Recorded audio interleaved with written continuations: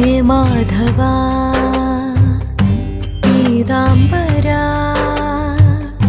ഞാൻ നിന്നെ ഓർക്കുന്നിതാ. ഹേ മാധവ മധുമാസ ചന്ദ്ര നോവും ഹൃദയം അറിയുന്നില്ലേ. വേനൽ കനവിൽ പെയ്യുന്നില്ലേ. ഹേ മാധവ മധുമാസ ചന്ദ്ര നോവും ഹൃദയം അറിയുന്നില്ലേ.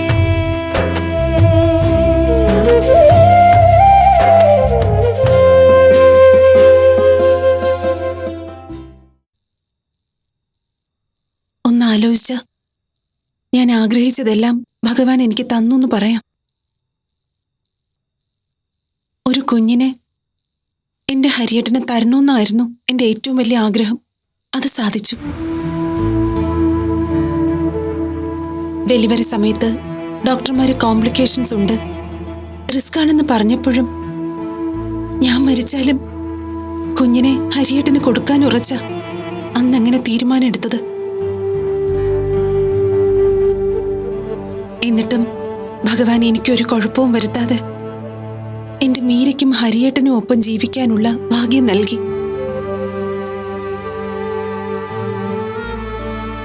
ഇനി എന്റെ മോൾക്ക് ആപത്തൊന്നും വരുത്താതെ എന്നും ഭഗവാൻ കാക്കണം. അങ്ങനൊരാഗ്രഹം മാത്രമേ എന്റെ മനസ്സിലുള്ളൂ. എല്ലാം ശരിയാവും. മീരയ്ക്കൊന്നും സംഭവിക്കില്ലെന്ന് വിശ്വസിച്ച് അങ്ങനെ മനസ്സിനെ പറഞ്ഞു പഠിപ്പിച്ച് ജീവിക്കാനേ നമുക്കാവൂ. ഈശ്വരൻ നമുക്ക് തന്ന കുഞ്ഞല്ലേ ഇവള്. ഭഗവാൻ ഇവളെ കാത്തോളും. അങ്ങനൊരു വിശ്വാസം എനിക്കുണ്ട്. മീരയ്ക്കൊന്നും വരില്ല.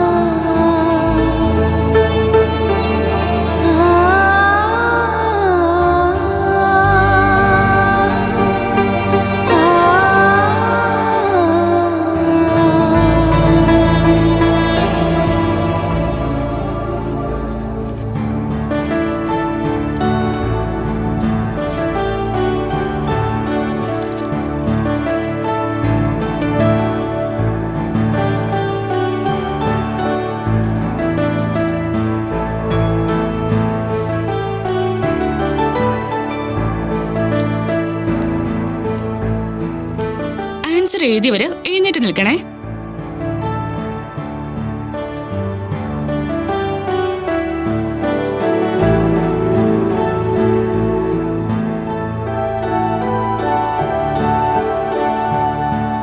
മിസ് എഴുതി കഴിഞ്ഞു.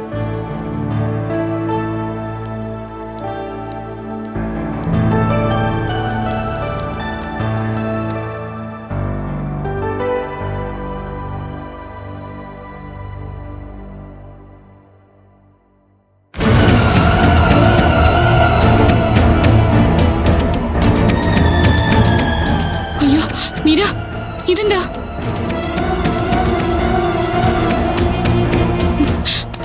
മോള് വാ.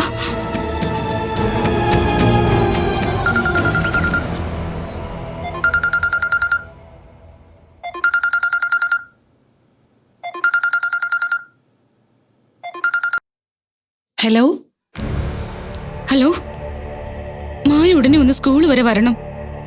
എന്താ ടീച്ചർ, എന്തു പറ്റി? അത് മീരയ്ക്ക്. അയ്യോ, മോക്ക് എന്തു പറ്റി ടീച്ചർ? മീരയുടെ മൂക്കിൽ നിന്ന് ബ്ലഡ് വന്നു. അയ്യോ, ഞാൻ ഉടനെ വരാം ടീച്ചർ. അയ്യോ മോളെ മായേ, എന്താ? അമ്മേ, മോക്ക് വയ്യാന്നും പറഞ്ഞ് സ്കൂളിൽ നിന്ന് വിളിച്ചു. ഞാൻ വേഗം അങ്ങോട്ട് പോവാ. അയ്യോ, മോക്ക് എന്താ പറ്റിയേ? മായേ, എന്താ മോക്ക്? എന്റെ ഈശ്വര, എന്റെ ഭഗവാനെ.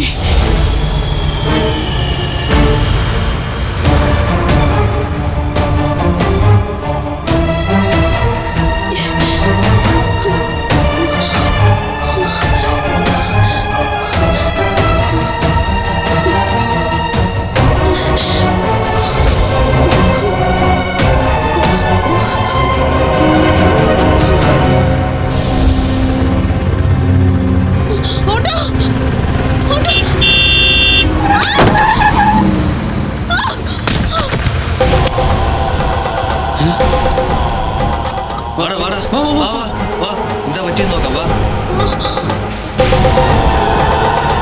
അയ്യോ ഇനിയിപ്പോ എന്താ ചെയ്യാ?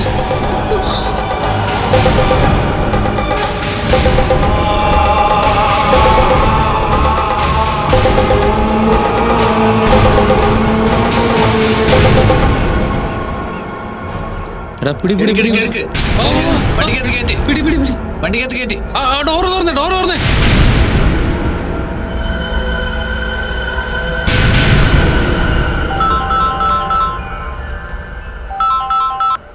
ഹലോ അതെ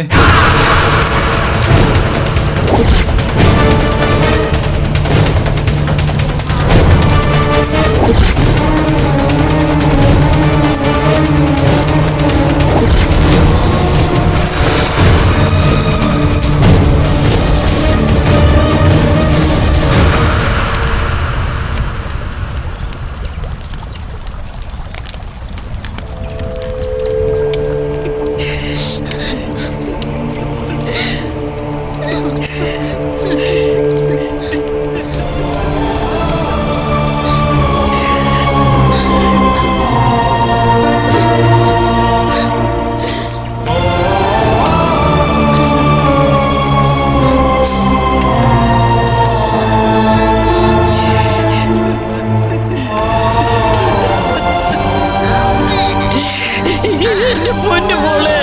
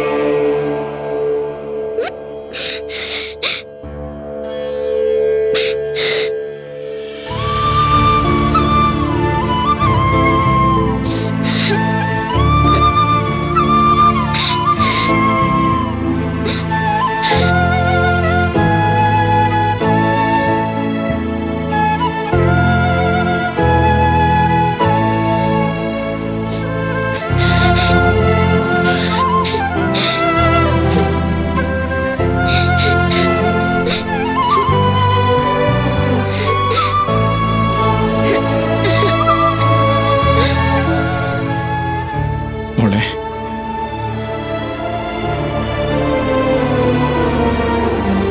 അച്ഛാ, ഇനി ഒരിക്കലും എനിക്ക് അമ്മയെ കാണാൻ പറ്റില്ലല്ലേ? ഞാൻ സ്കൂൾ ബസ്സിൽ പോയാൽ മതിയായിരുന്നു. എപ്പോഴും എൻ്റെ കൂടെ ഉണ്ടാവാൻ വേണ്ടിയാ അമ്മ എന്നെ സ്കൂളിൽ കൊണ്ടുപോകാനും തിരിച്ചു കൊണ്ടുവരാനും വന്നുകൊണ്ടിരുന്നത്. അമ്മയ്ക്ക് എപ്പോഴും പേടി എനിക്ക് എന്തെങ്കിലും പറ്റുമെന്നായിരുന്നു. എന്നിട്ട് എന്താ അച്ഛാ അമ്മയ്ക്ക് ഇങ്ങനെ പറ്റിയത്? മോളെ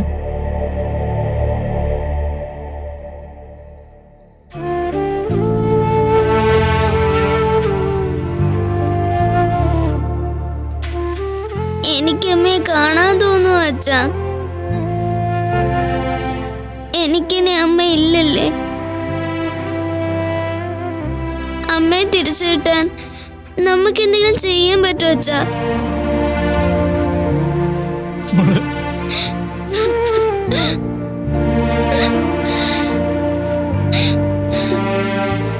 മോളെ കരയാതെ. അമ്മ നമ്മുടെ കൂടെയുണ്ട്, എന്നും ഉണ്ടാവും. നമ്മുടെ മനസ്സിലെന്നും അമ്മ നിറഞ്ഞു നിൽക്കും. മോള് കരയരുത്. മോള് കരഞ്ഞ അച്ഛനെ സഹിക്കാൻ പറ്റില്ല. അച്ഛനില്ലേ മോളുടെ കൂടെ? ആരാ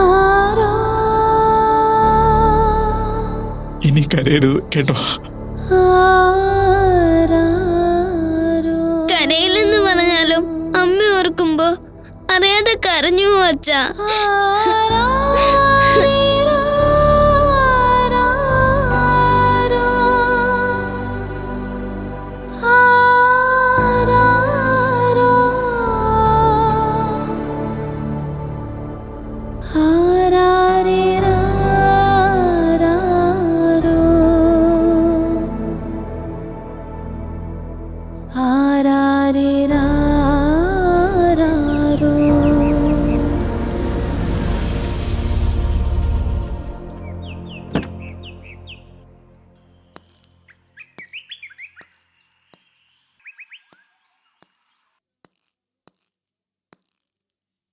ഹരി,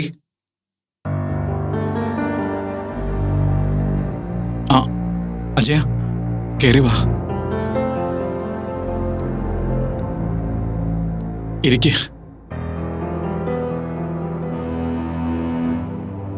നീ എന്നാ എത്തിയത്? ഇന്നലെ വൈകിട്ട്. വിവരം അറിയുമ്പോൾ ഞാൻ ജർമ്മനിയിൽ എത്തിയിട്ട് 4 ദിവസമായതേ ഉള്ളൂ. അവിടുന്ന് പെട്ടെന്ന് തിരിച്ചു വരാൻ പറ്റില്ലല്ലോ. പെട്ടെന്ന് തിരിച്ചു വന്നാലും കാര്യമൊന്നുമില്ലല്ലോ അജയ. നഷ്ടപ്പെടാനുള്ളത് നഷ്ടപ്പെട്ടില്ലേ?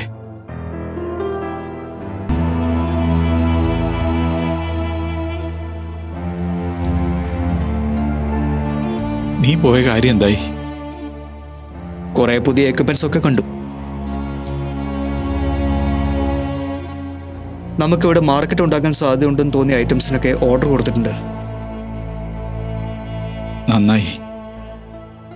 ഹരി, നീ ജോലിക്ക് പോകുന്ന കാര്യം എന്തായി? ഇപ്പൊ 1 മാസമായില്ലേ? പോണം. മീരയെ വിട്ടിട്ട് പോകാനുള്ള മാനസികാവസ്ഥ ഇല്ല അജയ.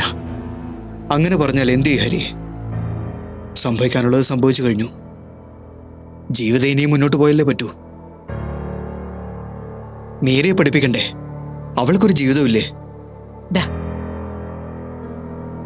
ഞാനിതൊക്കെ ഹരിയോട് പറഞ്ഞതാ മോനെ. പക്ഷെ ഇതാ അവസ്ഥ. മറുപടി ഒന്നും പറയാതെ ആലോചിച്ചിരിക്കും. ഹരിക്ക് ഫീൽഡിൽ പോകാൻ ബുദ്ധിമുട്ടുണ്ടെങ്കിൽ എൻ്റെ കൂടെ കൂടിക്കോ. ഞാൻ ഷോപ്പൊക്കെ ഒന്ന് വിപുലീകരിക്കാൻ പോവാ. ഹരി കൂടെ ഉണ്ടെങ്കിൽ എനിക്കതൊരു വലിയ സഹായം.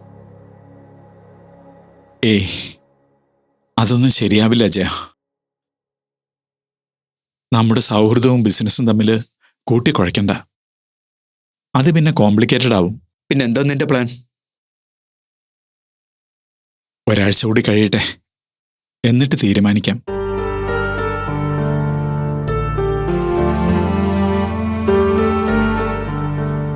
എന്തായാലും ഒരു തീരുമാനം എടുത്തല്ലേ പറ്റൂ. ഇങ്ങനെ വീടിനകത്ത് തന്നെ ഇരുന്ന മനസ്സ് കൂടുതൽ ഡാർക്ക് ആവുകയുള്ളൂ. എൻ്റെ കൂടെ വാ, നമുക്കൊന്ന് പുറത്തു പോയിട്ട് വരാം. ഇന്ന് വേണ്ട അജയ. ഹരി, ഞാനും മേരിയും കൂടി കുറച്ചു ദിവസം മനോജിന്റെ അടുത്ത് പോയി നിൽക്കാം. അപ്പോ ഹരിക്ക് മേരിയുടെ കാര്യത്തിൽ വേവലാതി വേണ്ടല്ലോ. ജോലിക്ക് പോവുകയും ചെയ്യാം. ഒരാഴ്ച ജോലിക്ക് പോയി തുടങ്ങുമ്പം മനസ്സൊന്ന് തണുക്കും.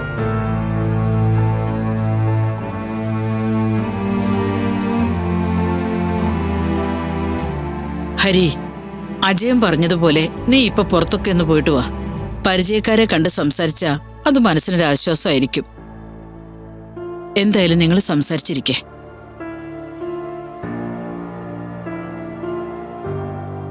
ഹരി, സാവിത്രിയമ്മ എന്തുമാത്രം സങ്കടം മനസ്സിൽ ഒതുക്കിയായിരിക്കും ഇപ്പൊ ഇങ്ങനെ നിൽക്കുന്നെന്ന് ഓർത്തു നോക്ക്. 2 മക്കൾക്ക് തിരിച്ചറിവാകും മുൻപ് ഭർത്താവ് മരിച്ചു. ഈ പ്രായത്തിൽ സ്വന്തം മകള് നഷ്ടമായി. നീ അനുഭവിക്കുന്നതിന്റെ 100 ഇരട്ടി സങ്കടം ആ അമ്മയുടെ മനസ്സിലുണ്ടാവില്ലേ? അതൊന്നും മുഖത്ത് കാണിക്കാതെ കൊച്ചുമകൾക്കും നിനക്കും വേണ്ടി ഇവിടെ നിൽക്കുന്നില്ലേ? ഇതൊക്കെയാണ് ജീവിതം ഹരി. നമ്മൾ പ്രതീക്ഷിക്കാത്ത പ്രതിസന്ധികൾ പെട്ടെന്ന് മുന്നിലേക്ക് കടന്നു വരും. അതിന്റെ മുന്നിൽ പകച്ചു നിന്ന് ജീവിതം സ്റ്റക്കായി പോവും. നമ്മൾ അതിനെ തരണം ചെയ്ത് മുന്നോട്ട് പോകണം. ഒരുപാടൊന്നും ആലോചിക്കണ്ട. അമ്മയും മേരിയും കുറച്ച് ദിവസം മനോജന്റെ വീട്ടിൽ പോയി നിൽക്കട്ടെ. എന്തു പറയുന്നു?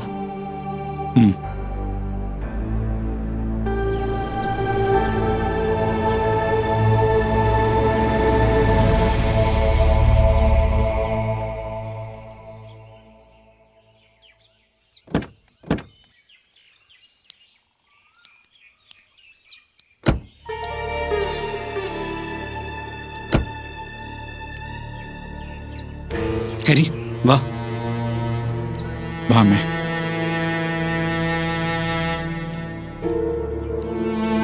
മോളെ വാ വാ.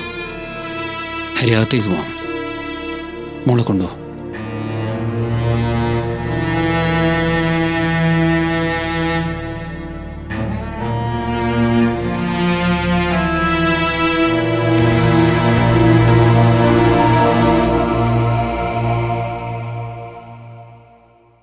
മനോജെ, ഹരി ഇതുവരെ ജോലിക്കൊന്നും പോയി തുടങ്ങിയിട്ടില്ല.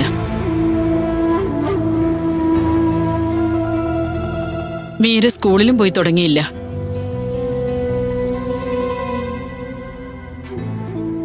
മീര കുറച്ചു ദിവസത്തോടെ വിശാലിന്റെയും വിദ്യയുടെയും കൂടെ നിന്ന് മനസ്സൊക്കെ ഒന്ന് ശരിയായിട്ട് തിരിച്ചു പോവാന്ന് ഞാൻ ഹരിയോട് പറഞ്ഞു. അമ്മ, മീര ഇവിടെ നിന്നാ മീരയ്ക്ക് സ്കൂളിലൊക്കെ പോകണ്ടേ? വിശാലും വിദ്യയും ക്ലാസ്സിൽ പോകുമ്പോ മീര ഇവിടെ ഒറ്റയ്ക്കാവൂലേ? ആ സമയത്ത് മീര അമ്മയുടെ കൂടെ നിൽക്കും. അതുപോലെ ക്ലാസ് ഇല്ലാത്ത സമയത്ത് വിശാലും വിദ്യയൊക്കെ ഉണ്ടാവുമല്ലോ. അപ്പൊ അവർക്ക് ഒരുമിച്ച് നിൽക്കാം. അപ്പൊ അവർക്കതൊരു സന്തോഷമാവും. അതെ, ഞങ്ങൾ ഇവിടെ നിൽക്കുമ്പോ ഹരിക്ക് ജോലിക്ക് പോയി തുടങ്ങുകയും ചെയ്യാമല്ലോ. മീര ഇവിടെ നിൽക്കുന്നതിൽ എന്തെങ്കിലും ബുദ്ധിമുട്ടുണ്ടെങ്കിൽ? ഛേ, എന്ത് ബുദ്ധിമുട്ട്? ഹരി എന്താ അങ്ങനെ പറഞ്ഞത്? മീര ഇവിടുത്തെ കുട്ടിയല്ലേ, അപ്പൊ അവൾക്ക് ഇവിടെ എത്ര കാലം വേണമെങ്കിലും നിൽക്കാമല്ലോ. എന്നാ അങ്ങനെ ആവട്ടെ. കുറച്ചു ദിവസം കഴിഞ്ഞ് ഞാൻ വന്ന് കൊണ്ടുപോയിക്കോളാം. ഹരിക്ക് ഇവിടെ നിന്നൂടെ? ഇവിടെ നിന്ന് ജോലിക്ക് പോവാം. അത് മീരയ്ക്കും വലിയ ആശ്വാസമായിരിക്കും.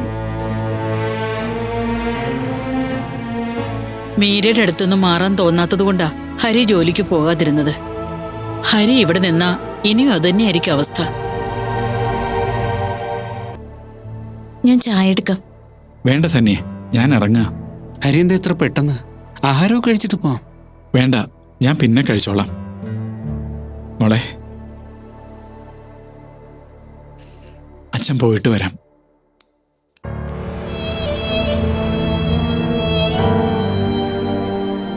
മോള് മിടുക്കിയായിട്ട് നിൽക്കണം കേട്ടോ.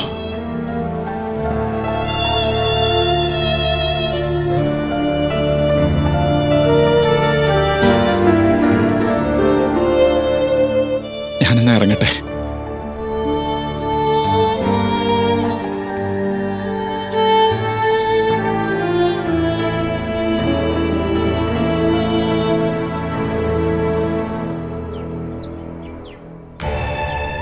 ഒട്ടും പ്രതീക്ഷിക്കാത്ത കാര്യങ്ങളാണ് ജീവിതത്തിൽ സംഭവിക്കുന്നത്. മായ പോയിന്ന് എനിക്കിപ്പോഴും വിശ്വസിക്കാൻ പറ്റുന്നില്ല. ഹരിയുടെ അവസ്ഥ എന്താണെന്നും എനിക്ക് ഊഹിക്കാവുന്നതേ ഉള്ളൂ. പിടിച്ചു നിൽക്കണം. എന്നാ ഞാൻ ഇറങ്ങട്ടെ.